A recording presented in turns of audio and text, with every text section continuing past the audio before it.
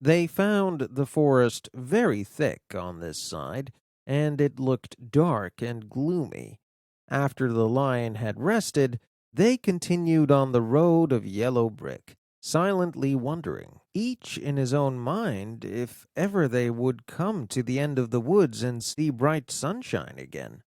To make things worse, they soon heard strange noises coming from the forest, and the lion whispered to them that it was in this part of the country that the Kallidas lived. "What are the Kallidas?" asked the girl. "They are monstrous creatures with bodies like bears and heads like tigers," replied the lion. "and with claws so long and sharp that they could tear me in two as easily as I could kill Toto. I'm terribly afraid of the Kallidas." "I'm not surprised that you are," said Dorothy. "They must be dreadful beasts." The lion was about to reply when suddenly they came to another ditch across the road, but this one was so broad that the lion knew at once he could not jump across it. So they sat down to consider what they should do, and after serious thought, the Scarecrow said, "Here is a great tree, standing close to the ditch. If the Tin Man can cut it down so that it will fall to the other side, we can walk across it easily." "That is a first-rate idea," said the lion.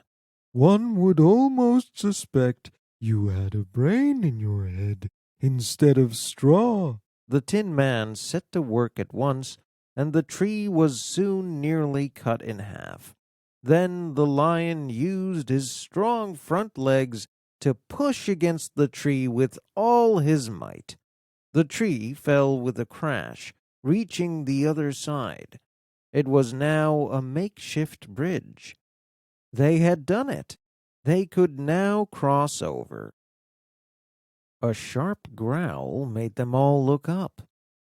To their horror, they saw running toward them two great beasts with bodies like bears and heads like tigers.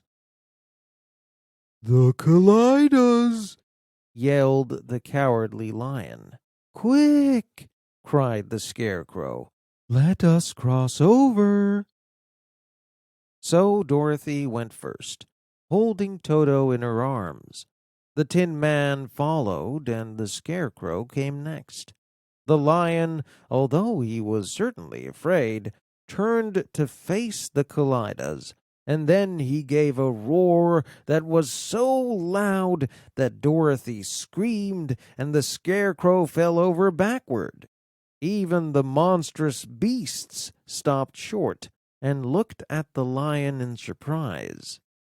But seeing they were bigger than the lion, and remembering that there were two of them and only one of him, the Kallidas again came forward.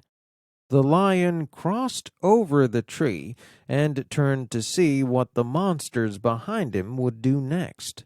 Without stopping an instant, the fierce beasts also began to cross the tree, and the lion said to Dorothy, "We are lost, for they will surely tear us to pieces with their sharp claws.